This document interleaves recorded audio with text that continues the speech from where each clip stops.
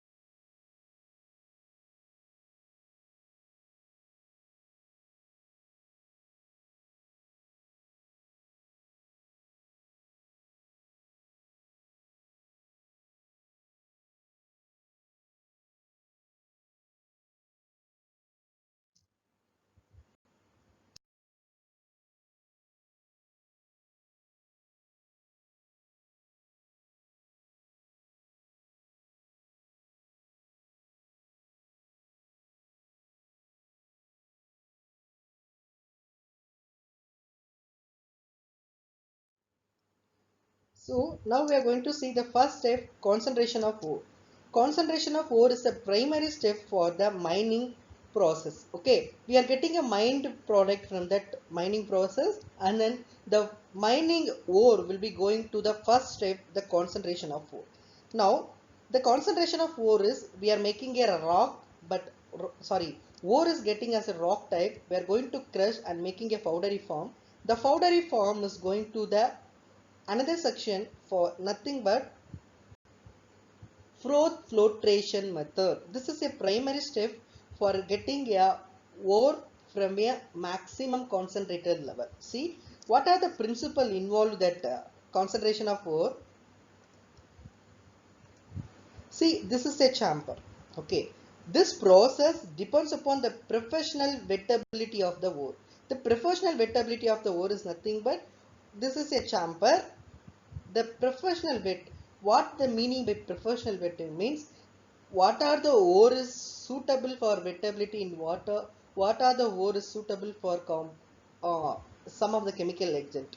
So that is called a preferentially wettability. See, the process depends on the professional wettability of the ore with oil and gangue particle, so this is containing a with oil and water. This chamber is fully oil and water. We are poured to the ore this chamber, pour to the ore this chamber. What happening, the chamber get rotated and compressed air gets supplied from here.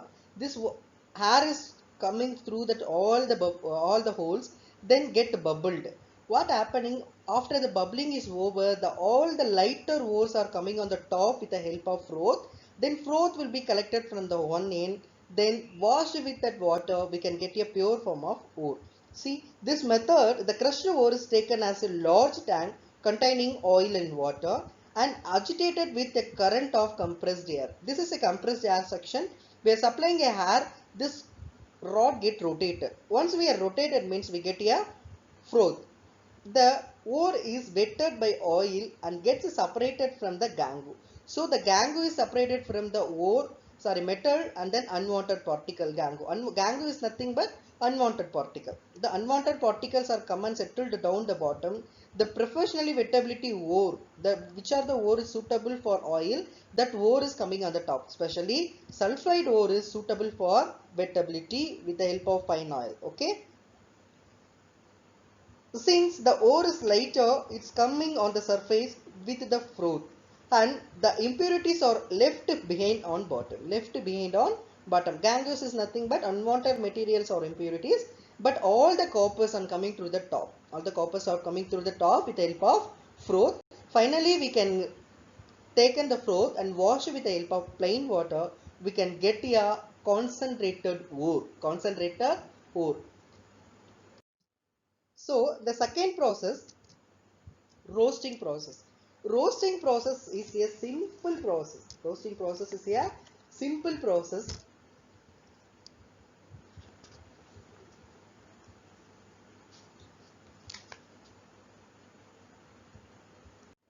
So in this process, the concentrated ore is roasted in presence of XSR. See, this is a chamber. I place it in the ore. In presence of excess oxygen, I can roast the ore. I can roast the ore. What happening during the roasting? During the process of roasting, the moisture and volatile impurities are removed from the ore. This is the important point. While we are doing the roasting, the volatile and moisture was removed. So roasting process is simple process, removing a moisture and volatile substances. What are the volatile substances present in your ore? Example, sulfur, phosphorus, arsenic, etc. Depends upon the ore combination. These types of volatile substance will be present. The copper pyrite is partly converted into sulfide of copper and iron. See that reaction. This is your ore. I roasting in presence of XSR.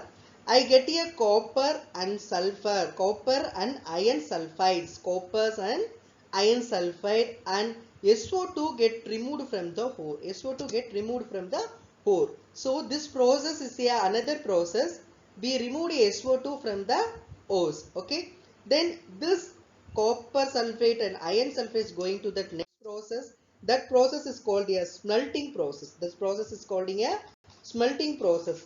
This is a very important process. The smelting is the process of reducing the roasted metallic oxide from the metal into the molten condition. So in roasting condition we get a metallic oxide, and this method, that metallic oxide powdery form is going to converted as a liquid form. That is called a molten condition.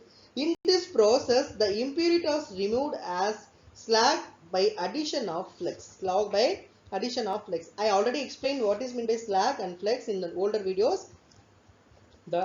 In this smelting process, see, this is a smelting chamber. The smelting chamber is containing a three zones. One is a temperature zone, another one is a slag zone, another one is a iron zone. Here we have put it to the all the ores with the help of coke powder. Okay, the roasted ore is mixed with the powdered coke and the sand and heated in blast furnace to obtain the matte of copper sulfide and iron sulfide. Copper sulfide and iron sulfide. The slag is removed as a waste. See, this is a slag. This is a slag.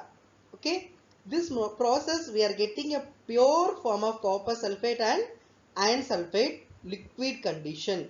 That is called smelting. So roasting condition and concentration condition as a wettable condition. Roasting condition is a powder condition. Smelting condition is a liquid condition. Then the fourth step is called a bessemerization. Bessemerization is an important step for the copper production. See, this is the chamber. The chamber inside one column is there, that is called a furnace. The furnace is placed in the all the ores. What are the ores we are getting? See, I am supplying all the hot air chambers in the bottom as well as side by side.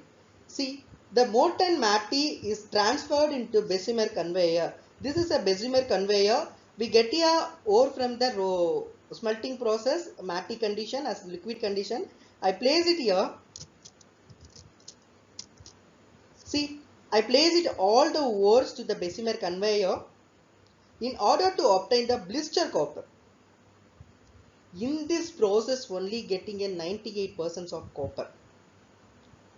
That copper we are simply saying a blister copper.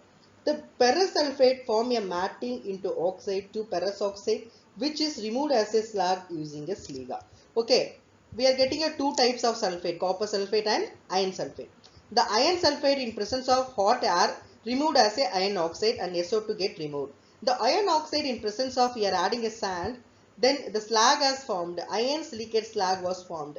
So easily removed by the iron silicate sand, but we are having a only copper, and copper in presence of hot air we get a copper oxide. The copper oxide and then copper sulfate, after the roasting process we get a blister copper. Blister copper is a 98% pure copper. Okay, so we getting a 98% pure metal in this up to the bessemerization section. Next section we are going to get a 100% pure metal, that is called a refining metal, refining process. See the refining chambers, that is nothing but a electrolytic refining. See, this is electrolytic chamber. The chamber is containing a liquid form of solution of matte. What we are getting a product of bessemerization. I am making as a liquid and place it in the chamber. I can introduce one anode and cathode. See, cathode and anode. The pure copper is a cathode, very thin film. Then impure copper is the anode, because the impurity will be going to settle here the anode side. The pure copper is going to, see, one end to another end. So the impurities are come and settled here, and then pure copper is going to attack by the thin flame of pure copper cathode. What happening? The thin flame will be attacked by the copper 2 ions. The weight of the substance is getting high. Okay. So here the thin plate of pure copper metal, anode, the block of impure copper metal. This is anode, impure copper metal. The electrolytic solution, copper sulfate solution acidified with little bit of sulfuric acid. See, this impurities is coming and settled here, the anode side. The pure copper is getting to, going to attack by the cathode side. Finally, we are getting a 100% pure metal. Now we are going to check the physical properties of 100% pure copper. That small chamber is going to, a copper is a reduced brown metal with high luster, high density and high melting point. The melting point of copper is 1356 degrees centigrade. Okay, we are getting a metal from the refining process, and then the metal is going first for the physical treatment. The physical treatment is nothing but density, weight, color and the luster. Luster means the shiny surfaces are going to check by the physical property. The property get okay, then the copper will be going for the next step for the chemical property checkup. So now I'm going to check each and every chemical test. First I'm going to check with the air and moisture.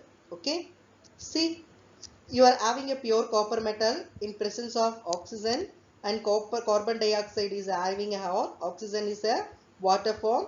Then we get a copper carbonate and cuprous hydroxide, copper carbonate and cuprous hydroxide. What happening here?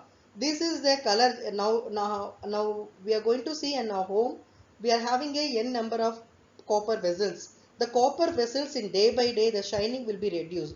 What is happening in there means, this is the reason this pure copper is going to change with like this copper cuprous hydroxide, cuprous hydroxide. This cuprous hydroxide is little bit dull color. The pure copper is pure golden color. Okay, now you can understand why our home copper vessels are changed color like this to this, means they are attacked by the air and moisture. So we are getting a pure copper. The chemical test first is okay. Then action of heat. See, we are having a copper metal in presence of oxygen. We can do a melting for higher temperature. We can get a copper 2 oxide black color. So our first heat treatment will be okay for we are getting metal. Then second also we are getting okay for the second metal, because each and every step getting a perfect answer. So we are getting a pure form of metal is confirmed. Anyway, we are going to check the another possibilities also. The another checkup acids, acid attack, whether our copper is going to resist with the acid attacks. See, with dilute HCl and dilute sulfuric acid, cuprous chloride get obtained. So easily say our copper is a pure copper. With dilute HNO3, see pure 3 moles of pure copper and 8 moles of nitric acid. We get a reddish brown vapors. So in this reaction, one of the chemical conformation for the metal, nowadays the labs also using this reaction for the conformation of copper metal. We take a copper turnings and added a, followed by we are adding a nitric acid, we can get a copper nitrate and NO2 get evaporated. This NO2 get evaporated as a reddish brown vapors. So you are confirmed your compound is containing a copper metal. Then action with chlorine. Copper is easily going to action with a chlorine and getting a cuprous chloride salt. And copper is not going to attack with that alkalis. Alkalis is nothing but bases. Okay. Then uses of copper. It is extensively used in manufacture of electric cables and other electric appliances. Nowadays we are using homes also. You are all aware of that one. Then it is used for the making utensils, containers, colorimeters and coins. In olden days that kings were manufacturing with the help of bronze and copper was making coins shown the identity. It is used for electroplating. Electroplating is nothing but alloy manufacturing. It is alloyed with gold and silver for making a gold and coins and jewels. So you are understand the pure gold is not making an ornament. The alloy of gold only is making a ornaments. What is the additive we are adding a gold and gold to? 2% of copper. So only we say 24 character copper, 22 for 22 carat copper, 916 hallmark, like that. Depends upon the copper additives added, the combination of gold rate will be increasing and decreasing. I give a quick recap: the ores of copper and formula, and properties of copper, then chemical properties of copper and use of copper. Thank you, students.